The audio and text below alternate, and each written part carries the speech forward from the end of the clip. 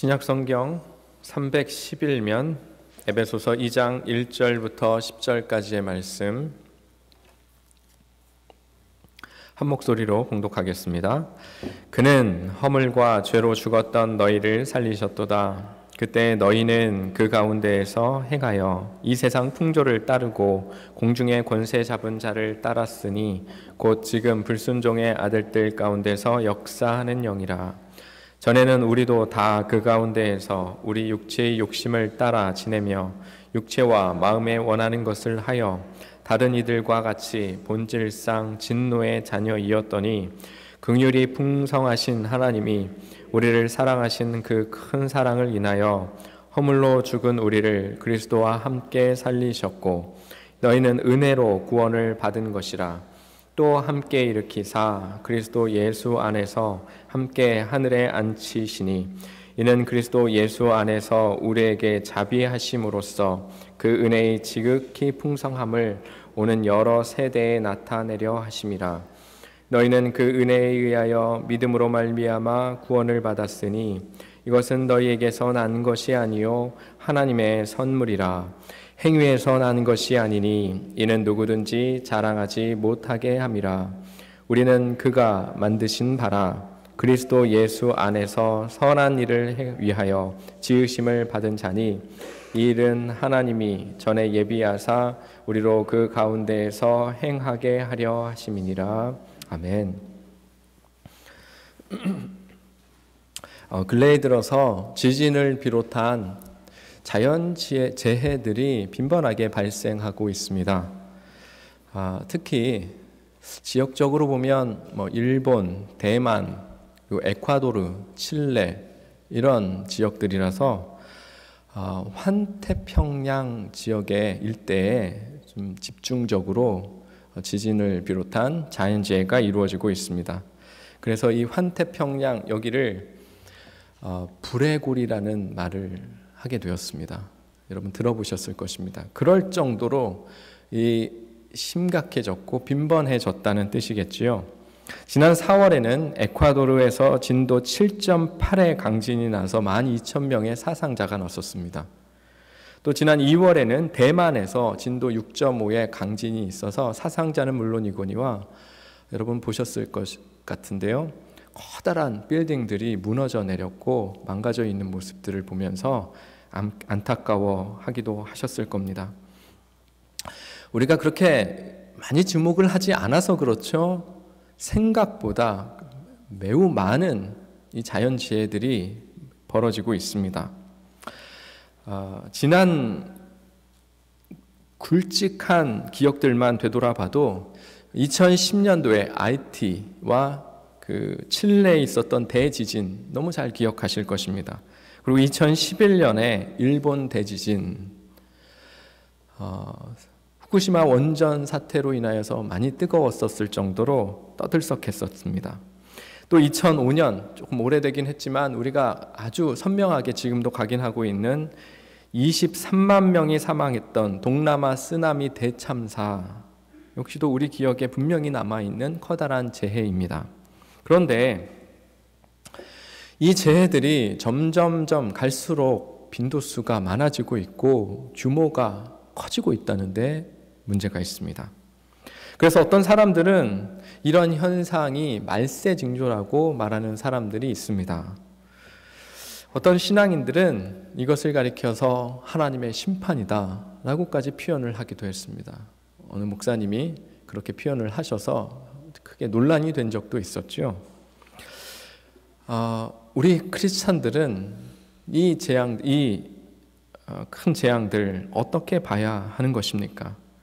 하나님의 심판이라고 받아들이면 되는 것입니까? 그거는 아닌 것 같아요. 그거는 아닌 것 같은데 어쨌든 우리 믿는 사람으로서 영적인 해석이 필요하고 교훈이 필요합니다. 부모가 자녀를 키우면서 경우에 따라서는 회초리를 들기도 합니다.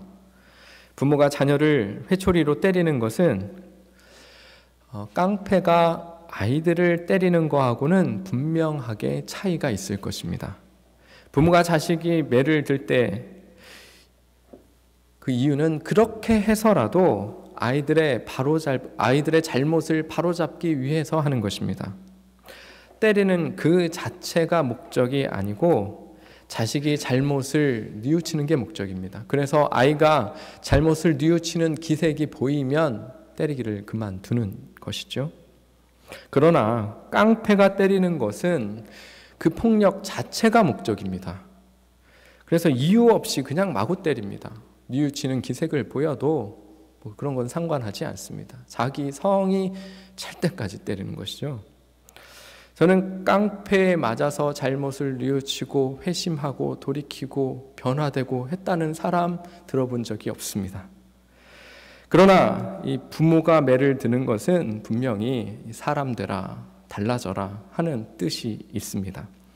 하나님의 집에도 회초리가 있습니다. 구약 성경의 기록에 보면 기근이라는 매가 나오기도 하고요. 질병이라는 매도 있고 때로는 전쟁이라는 회초리가 나오기도 합니다.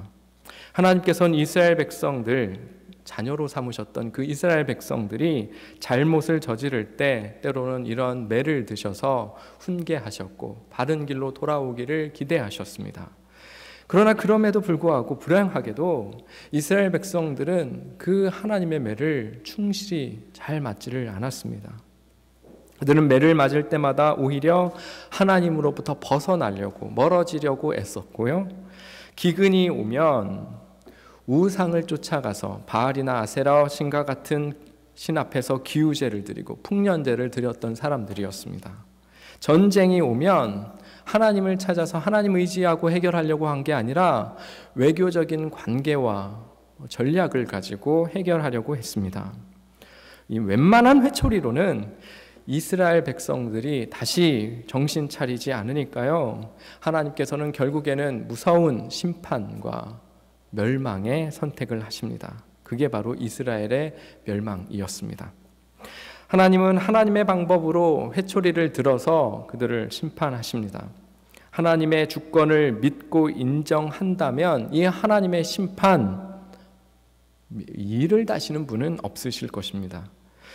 이러한 전적인 하나님의 주권은 성경에 몇 차례 나타납니다. 하나님은 이미 하나님의 말씀을 외면하고 바벨탑을 쌓은 교만한 사람들에게 심판의 손을 대신 적이 있으셨습니다. 또 정욕으로 가득했던 노아 사람들의 모습을 진노하시기 위해서 물로 심판하신 적도 있으셨습니다. 또 소돔과 고모라를 유황불에 집어넣으신 적도 있으셨고, 또 하나님의 정의를 실천하지 못했던 거짓된 이스라엘 사람들로 인해서 아수르나 바벨론에 의해서 나라 자체가 멸망당하게 되는 일도 있었습니다.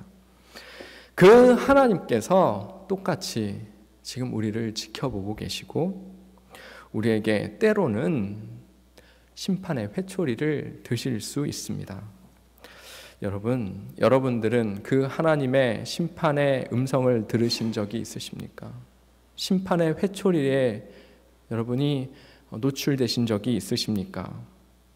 물론 하나님은 사랑의 하나님이십니다. 우리의 허물과 잘못을 감싸주시는 경우가 훨씬 더 많으신 하나님이십니다. 그러나 그것만으로 우리가 변화되지 않고 그것만으로 우리가 달라지지 않을 때는 극단적인 최후의 방법으로는 심판하실 때도 있으신데 세 가지 경우에 하나님께서 심판하십니다. 하나님이 진노하시는 세 가지 경우가 무엇인지 여러분과 함께 하나하나 세 가지를 살펴보려고 하는데요. 첫째는 하나님을 멀리하고 하나님을 속이는 자를 심판하셨습니다. 하나님을 멀리하고 하나님을 심판하는 경우에는 하나님이 그들을 심판하셨습니다. 대표적인 게 사도행전 5장에 나오는데 하나님을 속인 아나니아와 삽비라가 그 자리에서 하나님의 진노를 사 죽음을 맞는 장면이 나옵니다. 그들은 하나님께 약속한 것을 드리려다가 하나님을 속입니다. 욕심이 났는지 약속한 것과는 다르게 몰래 감춰두기도 하고 그렇게 속이고 내놓습니다. 이 아나니아와 삽비라 말씀을 대할 때마다 저도 스스로 제 자신을 돌아보게 됩니다. 아마도 그 똑같은 기준이라면 저도 몇 번 죽었어야 됐을 것입니다. 저도 수차례 하나님을 속였던 것 같고요. 하나님과의 약속을 어기고 때로는 감추기도 했었던 모습이 있었습니다. 그런 사람들에게 하나님은 스바냐 3장 1절 2절을 통해서 이렇게 말씀하십니다. 읽어드리겠습니다. 폐역하고 더러운 곳 포악한 그 성읍이 화 있을진저 그가 명령을 듣지 아니하며 교훈을 받지 아니하며 여호와를 의뢰하지 아니하며 자기 하나님께 가까이 나아가지 아니하였도다. 하나님은 하나님의 명령을 듣지 않고 하나님을 의지하지 않고 하나님께 가까이 나아가지 않는 사람들을 분명히 심판하신다고 말씀하고 계십니다. 하나님의 진노의 대상 바로 그 사람들입니다. 하나님의 명령 듣지 않고 속이고 하나님 의지하지 않고 하나님 가까이 가지 않는 사람들은 심판하신다고 하십니다. 그리고 또 두 번째 진노의 대상들로 나오는 사람들이 바로 음란한 죄에서 벗어나지 않는 사람들이라고 했습니다. 저는 우리 사회가 말할 수 없는 음란함 속에 있다는 얘기를 굳이 여기서 장황하게 설명드리려고 하지 않겠습니다. 퇴폐적이고 향락적인 세상을 더 언급하지 않겠습니다. 늘어가는 것이 술집이고 모든 유흥의 문화가 음란화되어 가고 있다는 것을 굳이 더 한번 반복하지 않겠습니다. 하나님이 말씀하시는 것은 거기에서부터 벗어나지 못하고 있는 우리들의 모습입니다. 음란하고 패역한 환경은 예전에도 있었고요. 앞으로도 있을 것입니다. 아니, 앞으로 더 심해질 것입니다. 문제는 그런 환경의 문제가 아니라 그 속에 살아가고 있는 하나님의 자녀들, 우리들의 마음 자세라고 하시는 것입니다. 우리의 음란함에 대해서 하나님이 호세아 4장에 이렇게 말씀하셨습니다. 제가 읽어드리겠습니다. 조금 깁니다. 음행과 묵은 포도주와 새 포도주가 마음을 빼앗느니라. 내 백성이 나무에게 묻고 그 막대기는 그들에게 고하나니 이는 그들이 음란한 마음에 미혹되어 하나님을 버리고 음행하였음이니라. 그들이 산 꼭대기에서 제사를 드리며 작은 산 위에서 분향하되 참나무와 버드나무와 상수리나무 아래에서 하니 이는 그 나무 그늘이 좋음이라. 이러므로 너희 딸들을 음행하며 너희 며느리들은 간음을 행하는도다. 너희 딸들이 음행하며 너희 며느리들은 간음을 행하며 그래도 내가 벌하지 아니하리니 이는 남자들도 창기와 함께 나가며 음부와 함께 희생을 드림이니라. 깨닫지 못하는 백성은 망하리라. 딸들이, 며느리들이, 남자들이 다 음행을 저지르고 있다는 하나님의 탄식입니다. 우리의 생각과 마음은 언제나 음란해서 하나님의 그 순결한 말씀이 자리 잡을 틈이 없죠. 하나님의 말씀을 들어도 자꾸 옅어지고 그게 희석되는 이유가 우리의 음란함 때문이라고 합니다. 그런 자에게 하나님이 보여주시는 것 때로는 진노하심과 심판하심이라고 하십니다. 여러분 어떠십니까? 여러분은 세상에서 정말 순결하십니까? 여러분은 세상에서 정말 성결하다고 자신 있게 말씀하실 수 있으십니까?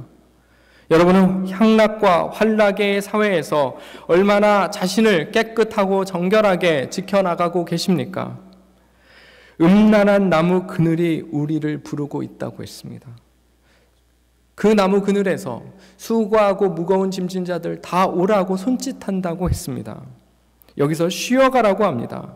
지친 자들이 편히 쉴 수 있으니까 여기 와서 쉬라고 그 음란의 그늘이 우리를 부른다고 하고 있습니다.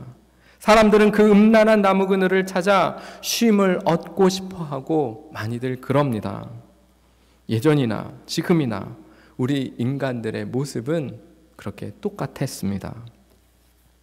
미국에서 한 조사에 의하면 소득 수준이 4만 불인 가정에서 결혼한 사람 중에 10사람 중 3명이 혼의 정사를 경험한다고 합니다. 4만 불일 때 10명 중 3명인데요. 이게 소득에 따라서 또 차이가 나게 되는데 소득 수준이 4만 불이 되면 10명 중에 7명이 이 혼의 정사를 경험한다고 합니다. 돈이 우리를 더 낫게 만드는 게 아니라, 더 좋게 만들 게 아니라, 훌륭하게 만드는 게 아니라 때로는 이렇게 우리를 망가뜨리는 것을 보여주고 있는 모습입니다. 돈은 우리를 편안하게 해주지만 때로는 이 못된 죄악으로 몰고 가기도 합니다. 예수님은 현장에서 가늠하다 잡힌 여인들 돌로 쳐 죽이려고 하는 것을 보면서 뭐라고 말씀하셨습니까? 죄 없는 자가 먼저 치라고 말씀하셨습니다. 우리 모두 다 똑같다는 말씀이십니다. 다 음란한 죄에 노출되어서 그것을 이기기가 쉽지 않은 자들이지 않냐고 말씀하시는 것입니다. 여러분은 어떠십니까? 얼마나 깨끗하십니까? 이 음란한 세상 속에서 얼마나 자기 자신을 잘 지켜나가고 있으십니까? 우리는 하나님의 진노의 회초리를 볼 수 있어야 합니다. 세 번째로 하나님이 진노하시는 경우, 심판하시는 경우, 하나님의 정의를 행하지 않는 사람들은 하나님이 참지 못하고 심판하신다고 성경은 말씀하고 있습니다. 정의를 행치 않는 패악한 자들은 바로 이 심판과 멸망의 대상이라고 말씀하고 있습니다. 하나님을 멀리 떠나 있고 하나님의 말씀을 마음에 두지 않는 자들 하나님의 심판 아래 두겠다 하십니다. 그런데 불행하게도 그 대상자들이 누굽니까? 바로 저와 여러분입니다. 오늘 성경 본문 에베소서 2장 3절에 딱 그 얘기가 나오고 있습니다. 우리가 본질상 진노의 자녀들이다. 우리가 본질상 진노의 자녀들이다. 분명히 말하고 있습니다. 우리가 예배당에 나와서 앉아 있지만 깨끗한 사람입니까? 세상의 더러운 자들과 분명히 구별이 되어서 세상에 있는, 예배당 바깥에 있는 사람들은 죄악된 사람들이고 이 안에 있는 사람들은 정결하고 깨끗한 사람들이다 라고 말할 수 있습니까? 아니라는 거예요. 하나님이 말씀하십니다. 똑같은 자들이다. 본래 본질상 진노에 놓여 있는 사람들이다. 주홍글씨라는 책 여러분 아실 겁니다. 간음죄를 저지른 여인 헤스터라는 사람이 그 간음죄 때문에 얼마나 괴로워하는지가 묘사되어 있는 작품입니다. 간음죄라고 하는 영어의 어절추리라는 단어의 앞자 A자가 가슴에 이제 주홍색으로 새겨지는 거예요. 그것으로 인해서 이제 사람들의 시선과 내적인 갈등 사이에서 매우 고통스러워하는 이 헤스터라는 여인의 심리 묘사가 아주 절정으로 이제 탁월하게 묘사되어 있는데요. 그런데 여러분, 그 죄를 범하게 한 상대가 누구였습니까? 그 마을의 목사였습니다. 그것도 가장 금욕적이고 가장 자기 절제와 순결함을 강조하는 청교도의 목사였습니다. 무엇을 말하고 있습니까? 여기에 있는 저나 그리고 여러분들이나 다 같이 어쩔 수 없는 죄인들임을 그 소설 역시도 고발하고 있는 것입니다. 겉으로는 그렇지 않아 보일 수 있어요. 대단히 거룩해 보일 수도 있고 저 사람만은 안 그럴 것 같아 보이는 그런 괜찮아 보이는 사람들도 있지만 아니라는 것입니다. 알고 보면 다 똑같은 죄인이라는 것입니다. 좋은 옷을 차려입고 성경책 들고 이렇게 주일에 빠짐없이 예배당에 나와서 예배에 앉아 있지만 우리는 하나님의 진노를 피할 수 없는 본질상 진노의 자녀들임을 하나님께서 말씀하고 있다는 것입니다. 우리는 다 하나님의 말씀을 거역한 패역자들입니다. 우리 앞에 놓여 있는 것은 하나뿐입니다. 하나님의 진노의 심판뿐입니다. 교회 나와 예배 드린다고 해서 그 심판을 모면할 수 있습니까? 아닙니다. 그렇게 생각하신다면 오산이십니다. 이것은 그리스도를 온전히 나의 구주로 모시지 않았거나 한때 주로 모셨다 하더라도 그것은 무시하고 그냥 내 방식대로 내 삶대로 살았던 우리 모두에게 해당되는 말씀입니다. 생각하는 것이라는 것은 모두가 다 육체의 정욕뿐이고 정의와 공의는 무시하는 우리의 교만함들이 이 심판의 대상이라고 하십니다. 누가 나는 여기에 해당되지 않습니다라고 자신 있게 말할 수 있겠습니까? 하나님의 진도는 지체 없이 반드시 우리에게 임하게 될 것입니다. 저는 이 하나님의 진노를 여러분들이 이해하기 쉽도록 그림으로 두 가지로 한번 설명을 해보려고 합니다. 좀 유치하기도 할 것이고 조금 애매할 것도 같지만 여러분이 쉽게 하나님의 진노를 이해하실 수 있을 것 같아서 한번 시도해 봅니다. 제가 하나하나 설명할 때 여러분들도 머릿속으로 한번 그림을 그려보시면서 따라와 오셨으면 좋겠습니다. 첫 번째 그림입니다. 지금 여러분들이 있는 곳은 거대한 진노의 용광로입니다. 바닥에 이글이글거리는 불꽃이 타오르고 있습니다. 여러분은 지금 거기서 크게 분노하고 계시는 하나님의 손에 매달려 있습니다. 펄펄 끓어오르는 유황불이 우리들의 발 밑에 펼쳐져 있습니다. 그 지옥의 불은 입을 크게 벌이고 있고 우리는 그 불꽃 위에 디디고 설 어떤 발판도 없고 손잡이도 없습니다. 우리가 지옥불에 있는 것은 우리와 지옥불 사이에 있는 것은 아무것도 없고 허공뿐입니다.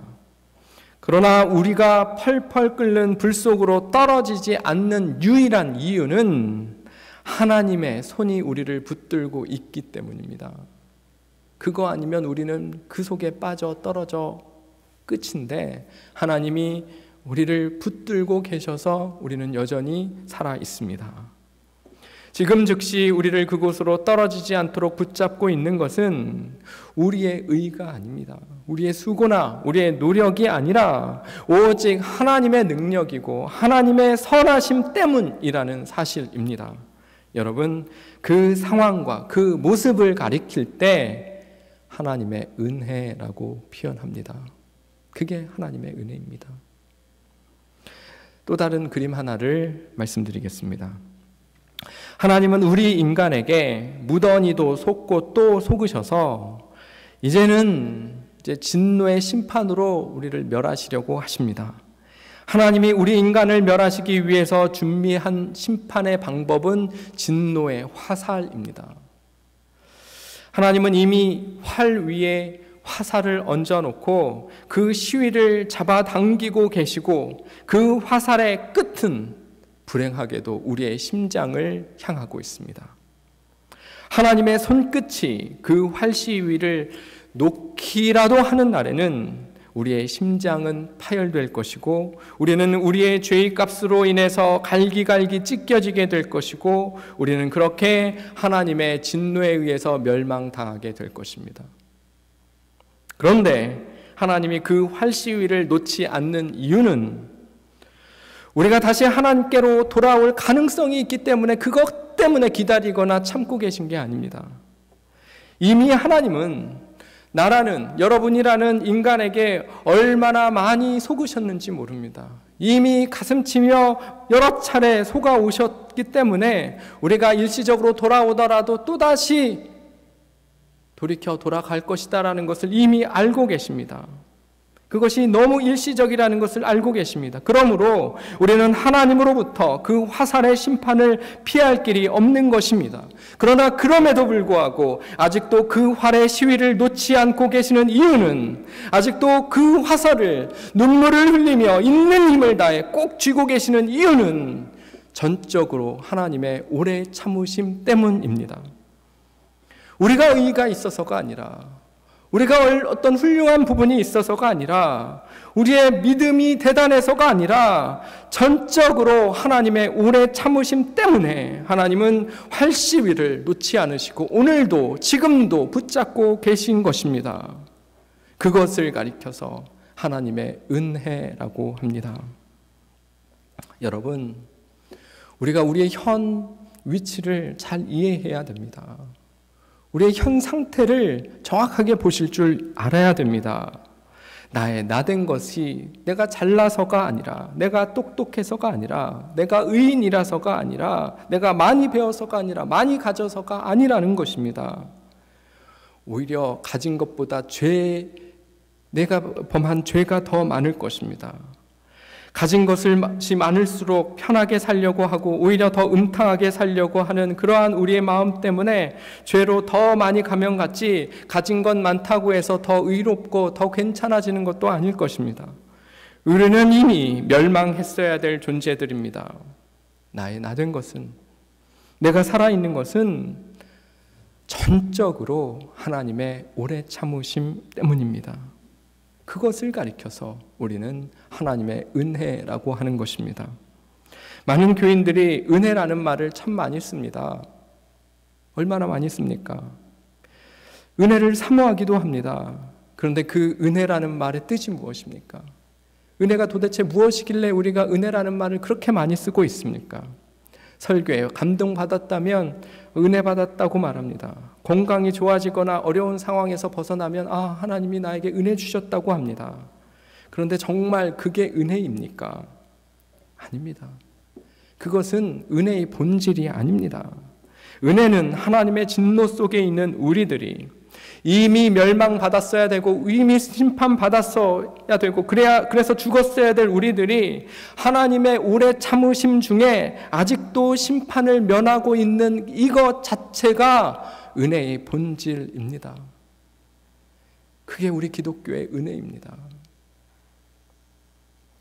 여러분 자신을 어떻게 평가하십니까?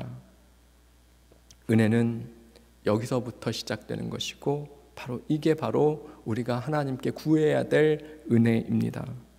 나는 이미 죽어 마땅한 죄인이었는데, 모든 사람 중에 가장 악한 사람이었는데 하나님을 외면했고 음탕한 곳으로 늘 다름박질했고 평화와 사랑을 베푸시던 하나님 앞에서 교만했던 그 돌 같은 마음을 가졌던 나였는데, 하나님이 은혜 주셔서 심판을 면할 수 있었고 지금도 숨을 쉬고 살아갈 수 있다는 것을 깨닫는 것, 그것이 은혜인 줄 믿습니다. 여러분, 사업에 크게 성공하지 못했어도 괜찮습니다. 내 호주머니에 남들만큼 넉넉한 돈이 충분히 있지 않아도 괜찮습니다. 내 몸이 병들었고 건강하지 못해서 쇠약해졌어도 괜찮습니다. 우리의 자녀가 자랑스러울 만큼 성공적으로 자라주지 못했어도 괜찮습니다. 그것 때문에 기죽을 필요가 없습니다. 남들은 그것을 가리켜서 은혜 받았다, 하나님이 우리에게 은혜 주셨기 때문에 이것들을 누리고 있다 라고 말을 하는데, 여러분, 우리가 하나님 은혜가 없어서 그것이 없는 것입니까? 그것을 누리지 못하는 것입니까?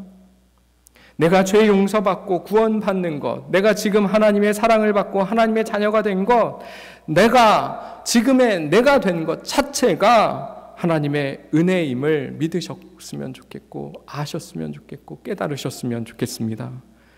여러분, 세상적인 기준을 가지고 하나님의 은혜를 저울질하지 않으셨으면 좋겠습니다. 그것 가지고 하나님의 은혜 왜 안 주십니까? 라고 기죽지 않으셨으면 좋겠습니다. 그것 때문에 하나님 은혜 받지 못했다고 안타까워하지 않으셨으면 좋겠습니다. 여러분, 우리는 하나님의 그 풍성한 은혜 가운데 오늘 우리는 살아갈 수 있는 것이고, 그 은혜 가운데 우리는 소망을 품을 수 있는 것입니다. 우리에게 주신 하나님의 은혜가 무엇입니까? 우리가 하나님의 어떤 모습을 보아야 됩니까? 우리가 그 하나님의 진짜 은혜, 큰 은혜를 깨달았으면 좋겠고, 그래서 더욱 진지하고 진실되고 더 굳건한 견고한 신앙의 모습으로 하나님 앞에 서는 저와 여러분 되시기를 주님의 이름으로 간절히 축원드립니다. 시간 우리가